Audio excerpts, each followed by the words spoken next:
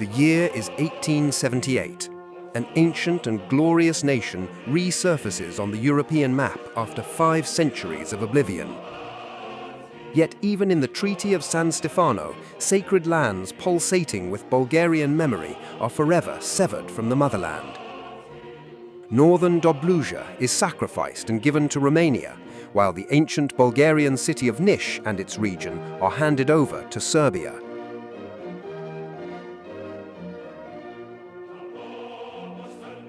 Despite this, for 4 months, millions of Bulgarians live with the dream of freedom and national unity. But in early July, that dream is executed by all great powers, who in Berlin turn the Balkans into a powder keg and the Bulgarians into a people doomed to live in division, staring across artificial borders that cut through living flesh. Tragic is the fate of Macedonia and Adrianople Thrace, returned directly into the cruel embrace of the Ottoman Empire, while new parts of northern Dobruja are detached forever.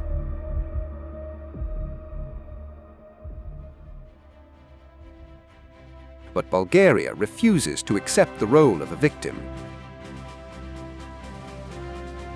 7 years later, while the great powers believe the Bulgarian question is closed, newspapers in European capitals thunder with news. Prince Alexander I Battenberg has entered Plovdiv in triumph. The collapse of the Berlin Treaty. Turmoil in the east, the Bulgarian unification. Meanwhile, in Plovdiv, the boldest act in our modern history is performed. Bulgarians do not wait for favor from Petersburg or London. They act independently, driven by sacred rage against injustice. The engine of this deed is the Bulgarian Secret Central Revolutionary Committee, led by ЗахариSтоянов. Together with activists like Ivan Stoyanovich and Konstantin Panitsa, he turns Eastern Rumelia into a boiling cauldron of patriotism. These great Bulgarians are not politicians, but revolutionaries of the school of Levski and Botev, who know that freedom is won with audacity. The climax arrives on the night of September 6, 1885. While Plovdiv sleeps, the detachments of Chardafon the Great from Goliamo Konare and Panagurishte enter the regional capital. The army, led by young officers like Major Danail Nikolaev, refuses to defend foreign power and joins the people. Governor-General Gavril Krastevich is deposed without a drop of blood, pronouncing the words, "I too am Bulgarian." Upon receiving the fateful telegram while in Varna, Prince Alexander I Battenberg does not waste a moment.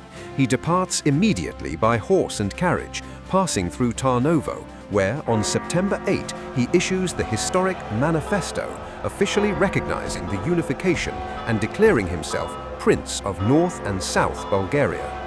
Only 28 years old, Prince Battenberg has the courage to defy the Russian Emperor and defend the unification, risking his throne and his life. Thus, the young prince remains in the memory of Bulgarians as the first unifier who showed that the dignity of a people is more precious than any crown. During this fateful 1885, Bulgaria presents European diplomacy with a fait accompli, forcing the great empires to rethink their positions and redraw their Balkan designs. While London unexpectedly sees a powerful Bulgaria as a barrier against Russian ambitions, the other great powers react with hostility, fearing that the status quo is collapsing under the pressure of a nation that refused to wait for their permission. Initially skeptical, Prime Minister Lord Salisbury quickly stands behind the young principality. A strong and independent Bulgaria, daring to oppose the will of the Russian Emperor, becomes the ideal buffer against St. Petersburg's aspirations toward the Straits. In France, the news receives with genuine caution and coldness. France is in a delicate position, seeking an alliance with Russia and unwilling to provoke it by supporting Balkan rebels.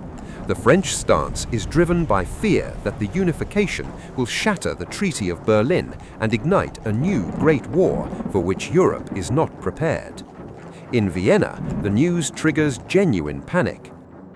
Emperor Franz Joseph sees in a large and united Bulgaria a threat to Austrian plans for expansion toward Thessaloniki. It is precisely this fear that drives Vienna to secretly encourage Serbia toward aggression. For the Russian Empire, the unification is a daring act of defiance. Emperor Alexander III is infuriated that the Bulgarians act independently without waiting for his consent.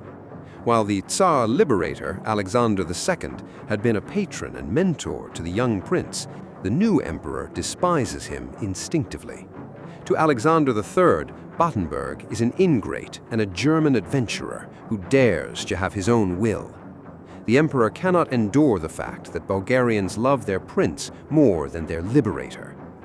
But his anger is not only emotional, it is strategic.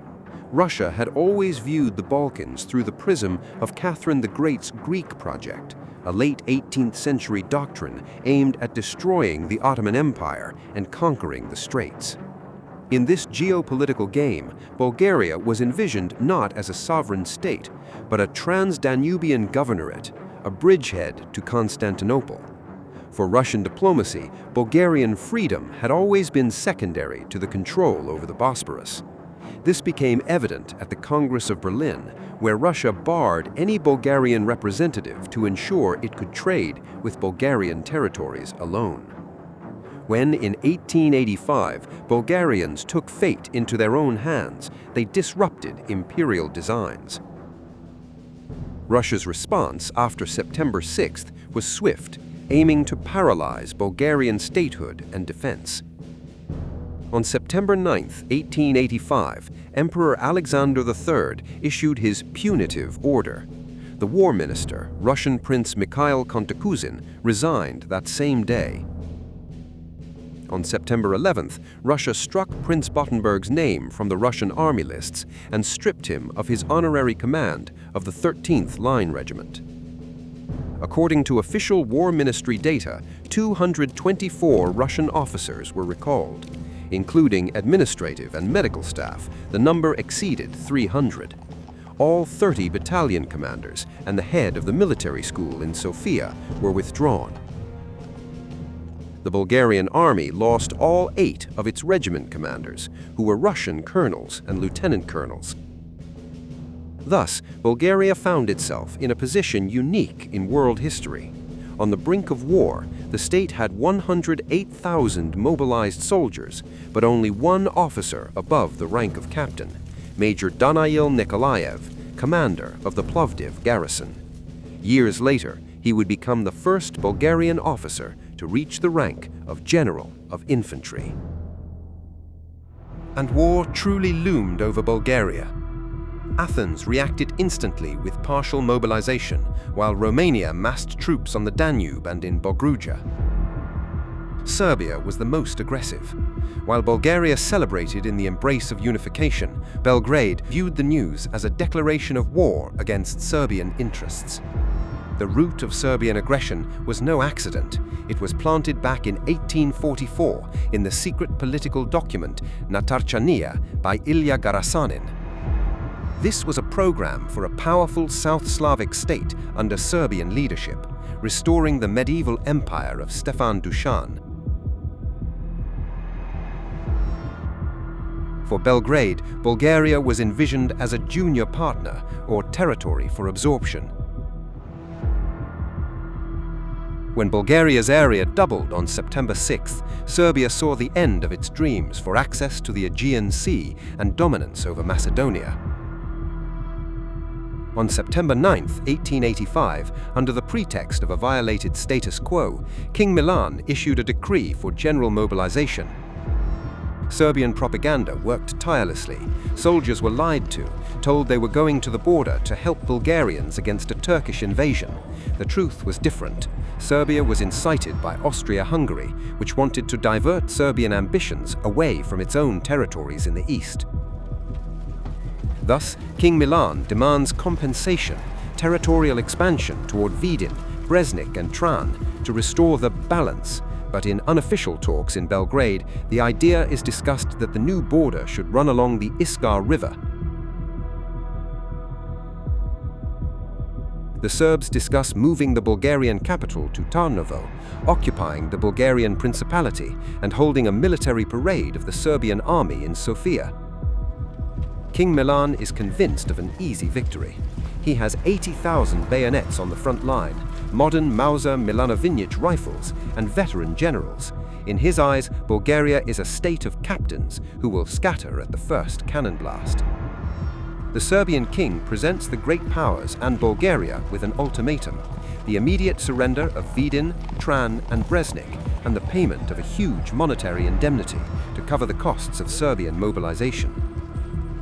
Serbian claims are not based on historical right or ethnic identity. They are a cold calculation for territorial gain at the expense of a people fighting for their survival. While the Serbian General Staff prepares parade uniforms and military music for the parade in Sofia, military attachés in Belgrade and Vienna place bets on exactly which day in November King Milan will enter the Bulgarian capital.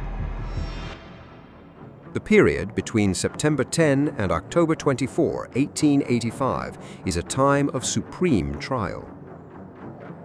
These are weeks of feverish logistics in which the state turns into a military camp, while Europe tries to decide its fate at the Green Table. Prince Alexander I is the supreme commander and a bridge between politicians and captains. As Prime Minister and leader of the country, Petko Karavelov is convinced, even until the day of the Serbian attack, that the greatest danger is the Ottoman Empire annulling the unification by force. Therefore, he gives the political order for the main military power to be concentrated in the south.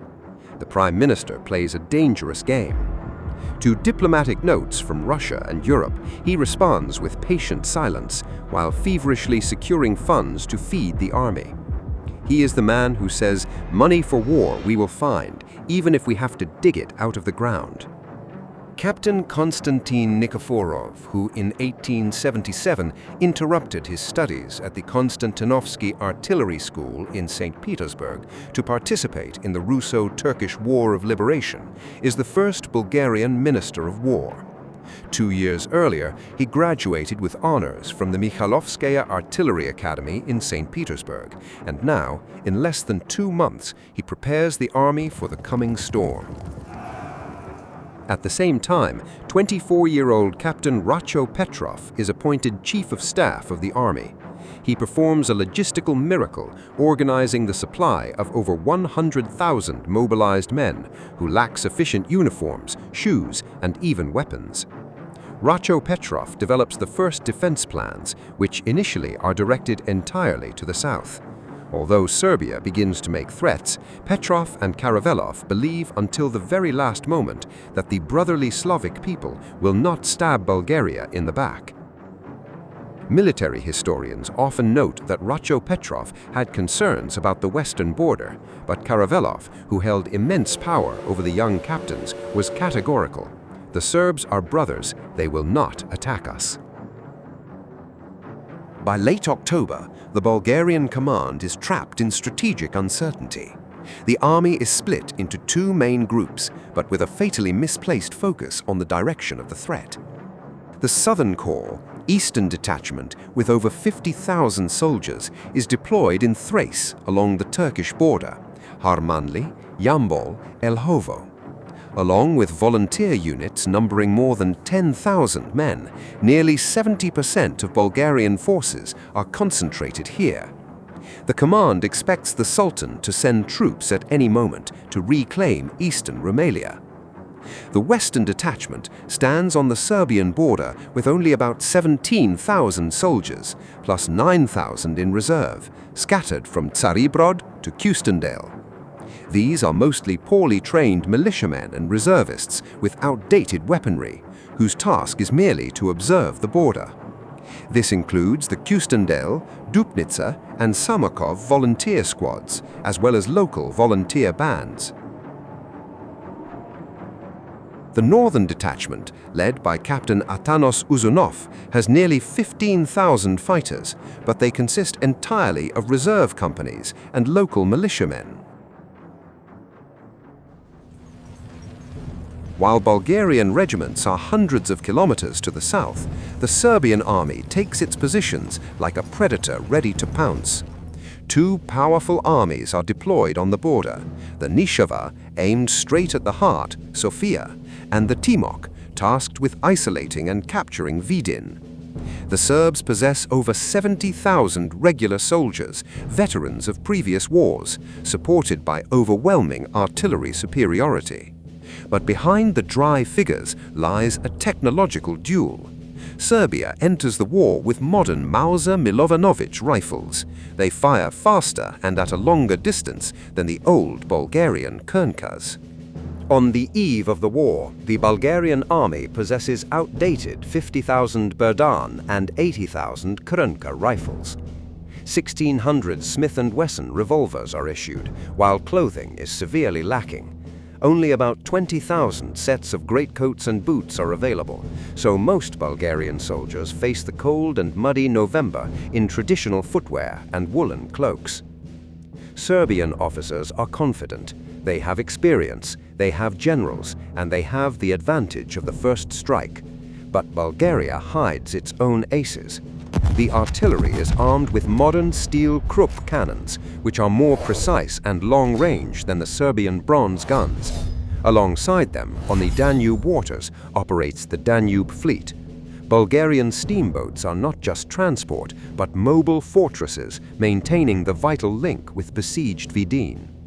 In the arsenal of the young army, there is also something new and terrifying: 9 Russian 10-barrel Noble machine guns. Modified at Ludwig Nobel's plants according to the American Gatling system, these rapid-fire machines will prove to be the technological shock of the battlefield. Another immense advantage of the young army is the newly formed telegraph company. To the 5 old Russian telegraphs, 4 new Siemens Halsky devices are added. 4 new Manz heliograph sets are also received for transmitting messages over distances of 20 to 40 kilometers. Furthermore, the Bulgarian government places an urgent order in Russia for a total of 8 million cartridges for the Berdan rifles. On November 10, in the heat of hostilities, the first shipment of 3 million cartridges arrives in Ruse, delivered via the Danube River. Constructing hundreds of kilometers of defensive works along the borders with the Ottoman Empire and Serbia is an extraordinary challenge. To this end, the Pioneer Battalion, the future engineering troops of the Bulgarian army, purchases 6 specialized wagons from Romania for its technical equipment. While trenches are being dug along the borders of the young principality, another kind of war begins in Constantinople, that of cold diplomacy. On October 24, 1885, the ambassadors of the great powers attempt to decide the fate of the Bulgarian unification without asking the Bulgarians themselves. The ambassadors of Russia, Austria-Hungary, Germany, France, and Italy insist on turning back the clock, with only Great Britain taking a stand in favor of Sofia. While diplomats seek an elegant way to punish the Bulgarians, King Milan has already moved his last divisions to the border. The world waits for a decision, but no one suspects that the fate of Bulgaria will not be decided under the chandeliers in Constantinople, but beneath the muddy heights of Sливница. Diplomats write protocols, while Serbian provocations on the border become a daily occurrence, and history is already loading its cannons.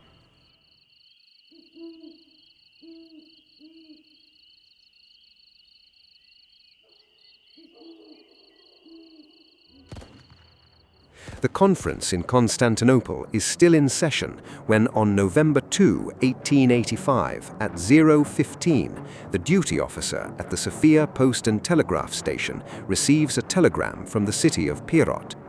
It is sent by the Serbian Prime Minister and Minister of Foreign Affairs, Milutin Garashanin, addressed to the Greek diplomatic representative in Sofia.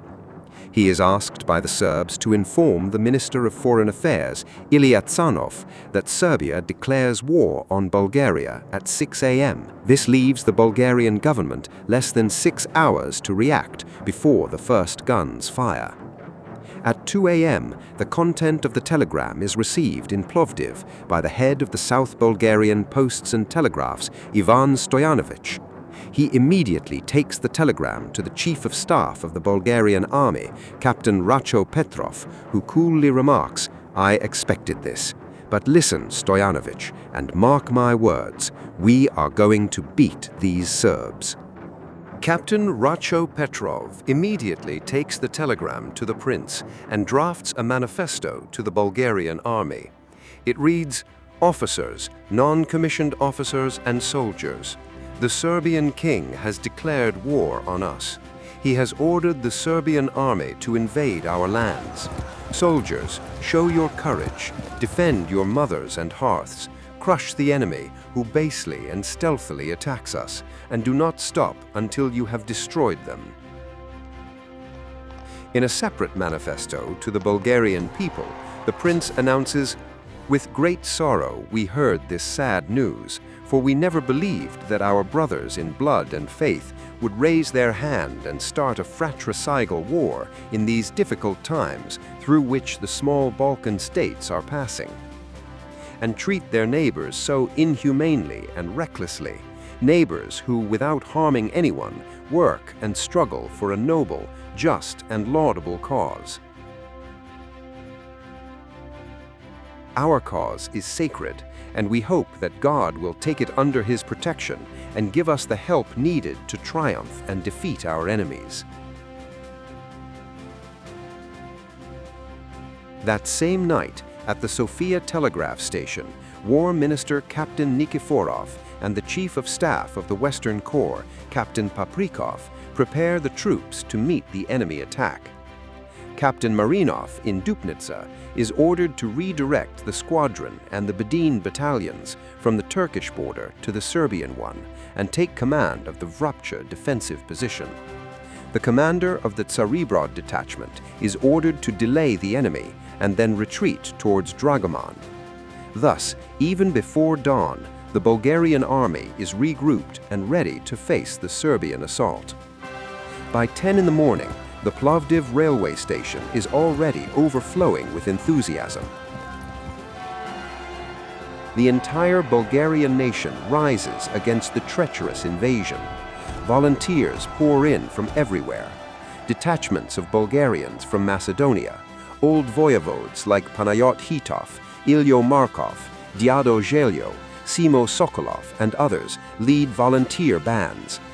Bulgarian students abroad interrupt their studies in Geneva, Leipzig, Vienna, and other cities, rushing to aid the fatherland.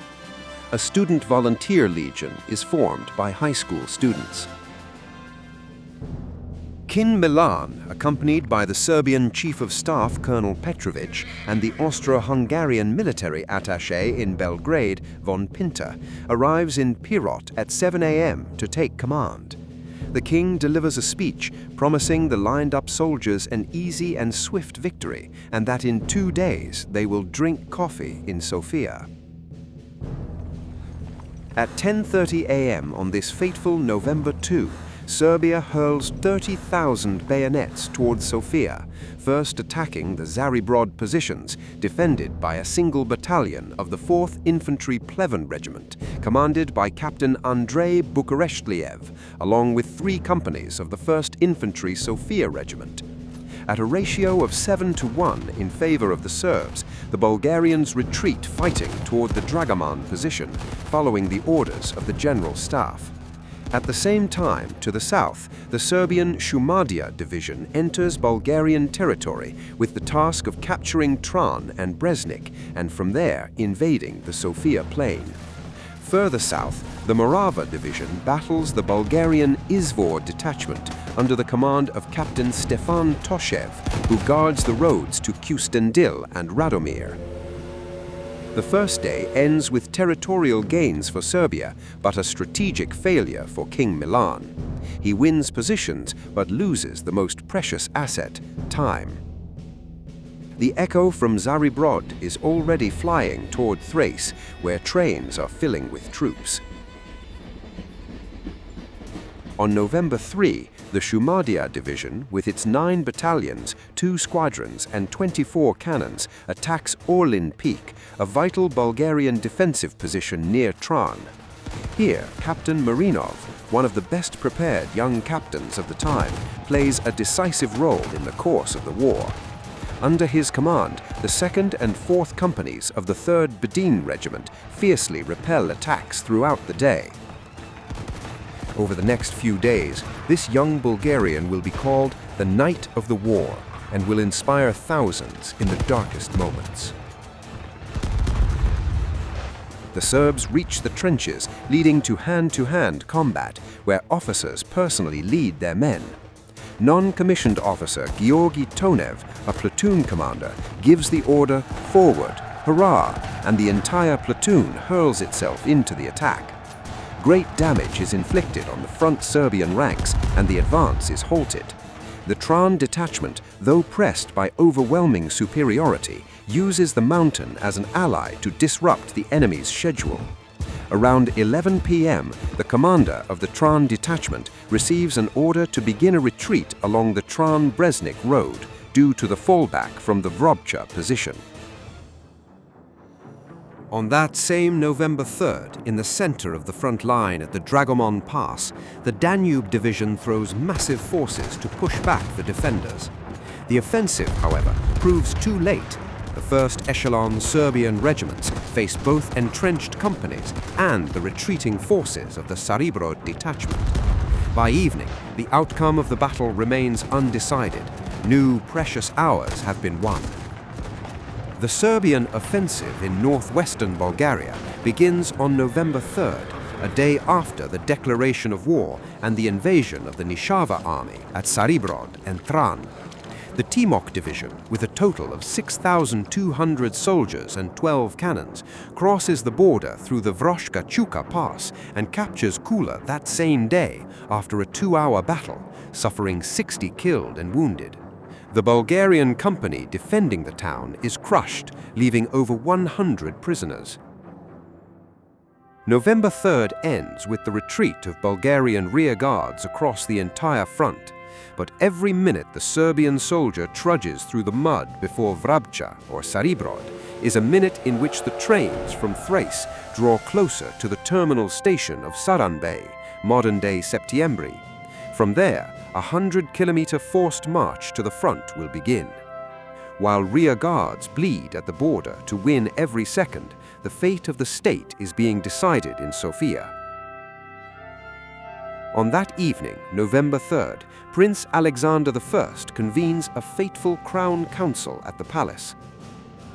The news is grim. Zaribrod and Tran have fallen, and 2 strategies clash at the table. The more cautious voices, led by Petko Karavelov, suggest that Sofia be evacuated and abandoned to the enemy. They insist the main battle be fought at the heights of Vakarel, where the army will be at full strength after the arrival of the southern detachment. Prince Battenberg also leans toward this option. But young captains, led by Chief of Staff РачоПетров, understand that Sofia is not just a city, but a symbol. The fall of the capital would mean the political death of the unification. In this tense night, a bold decision is made. The main battle will be at Sливница. Sofia will not be surrendered without a fight. This muddy position, just 30 kilometers from the palace, must become a tomb for Serbian ambitions. The order is clear. Bulgarian forces will concentrate on the heights above Sливnica. Power will be accumulated there for an eventual counter-offensive. Every sacrifice at Vrabcha and Dragomon during this day now has its price. It has bought the time necessary for the first reinforcements from Thrace to reach the capital on schedule. November 3 ends with political will and military risk. As the lights in the palace halls dim, the prince prepares to leave for the front. The fate of Bulgaria is no longer in Sofia. It is being dug into the frozen soil of Sливnica.